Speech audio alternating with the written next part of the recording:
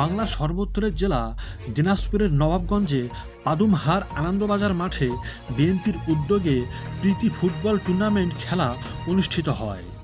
তাহকিক হাসানের তথ্যচিত্রে desk report.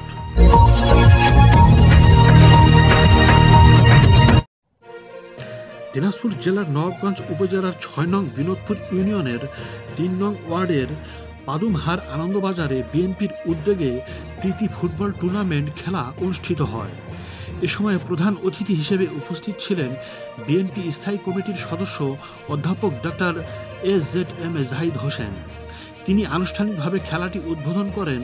এ সময় নবাবগঞ্জ উপজেলা বিএনপি সহ বিএনপির বিভিন্ন অঙ্গ সংগঠনের নেতাকর্মীগণ উপস্থিত ছিলেন।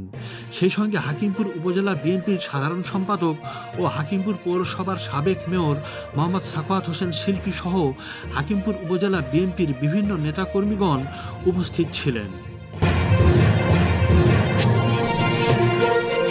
খেলাটি উপভোগ করার জন্য বিভিন্ন গ্রামগঞ্জ থেকে আসা হাজার হাজার জনতার উপচে পড়া ভিড় পরিলক্ষিত হয়।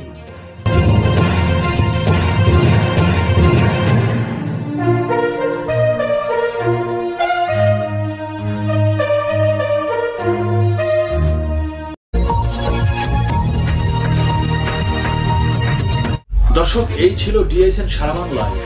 ধন্যবাদ সাথে থাকার জন্য।